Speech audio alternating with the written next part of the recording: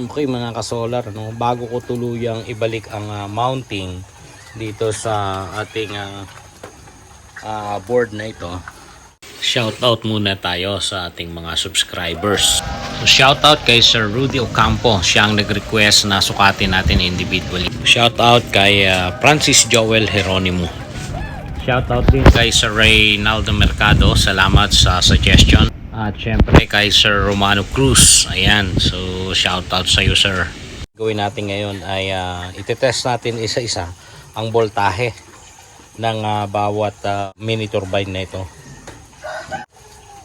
Dahil nga merong tayong isang subscriber na nag-comment, no, na i-test daw muna natin. Individually test muna natin yung bawat turbine na wala pang load, and then para makita natin kung pare-parehas ang generation ng voltage at watts pagka ito ay sabay-sabay nang umiikot. So saglit lang mga kasolar, no. Upya. Ayun.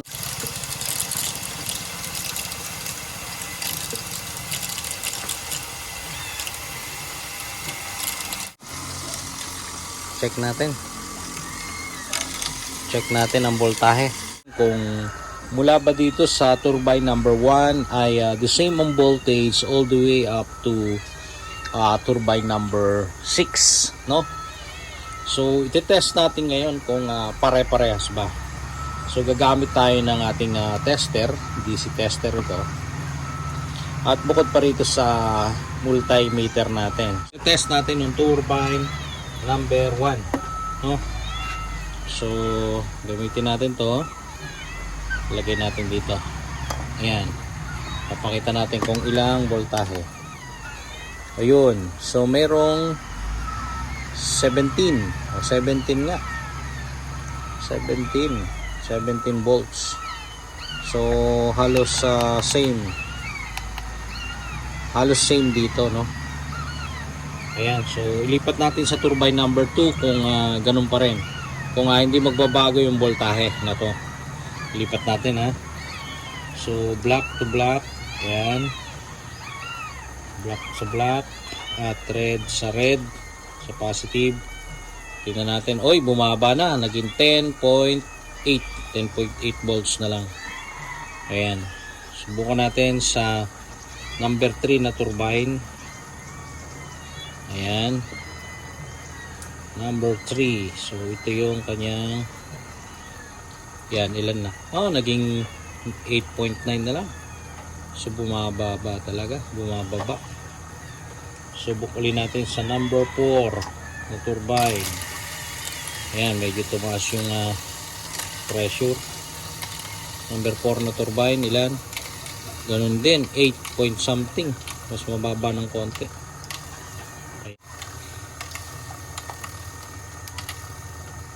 So ayun mga kasolar, tingin ko hindi advisable na i-parallel ang mahigit pa sa 2 piraso na mini turbine. So gagawin ko 2 piraso na lang na mini turbine ang aking ipaparallel. So tingnan natin kung kaya naman, no, kung kakayanin.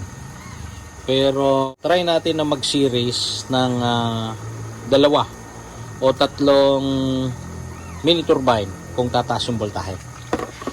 Tingnan natin. So ito ay sa positive. Okay, so dapat ang next nito ay negative. Ayan, tingnan natin kung tataas. So 2, tingnan natin kung tataas ha. Yun, humina.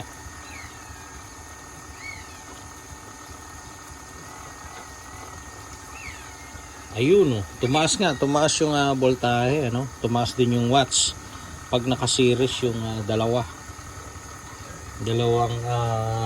turbine, no? Tumaas, kaya lang maliit lang yung tinaas compared kanina.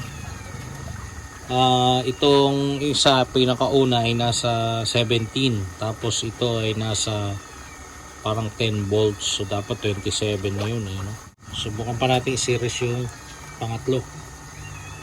So Kunin natin to. Series, positive, negative.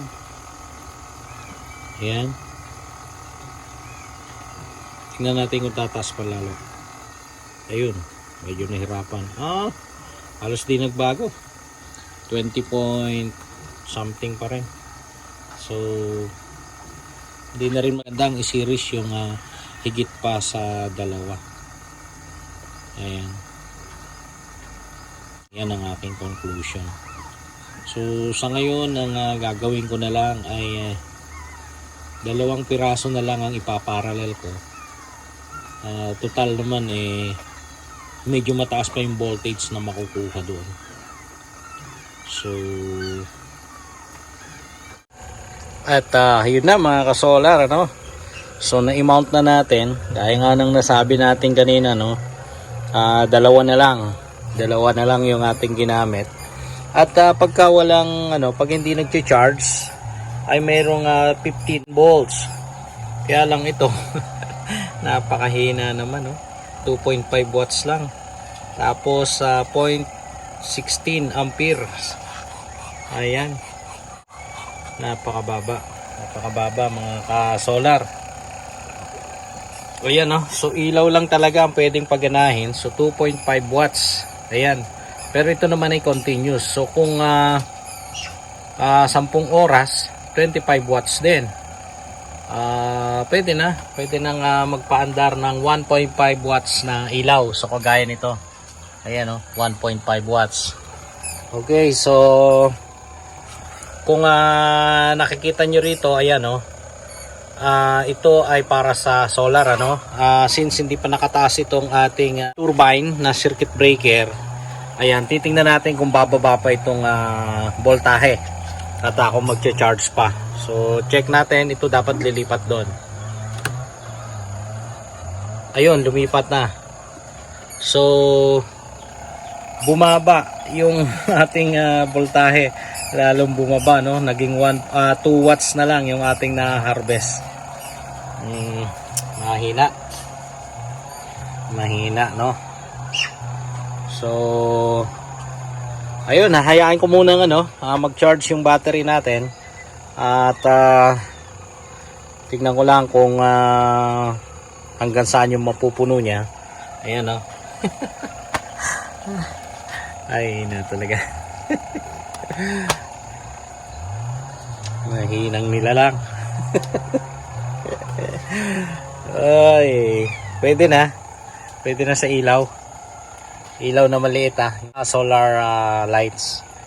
Ayan, so mga ka-solar, hayaan ko muna nga mag-charge at kami ay lalabas muna. Titingnan natin kung tataas pa talaga yung voltahe nito na makukuha. Pero kanina, ayun, nag-15 naman. Actually, 19 nga ito kanina nung tinetest natin nung individual, no? Pero sige, tingnan muna natin kung mag-harvest din ito.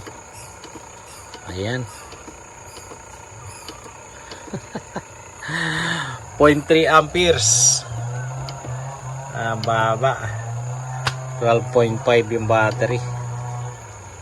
Ayan, 12.2 yung charge ng battery.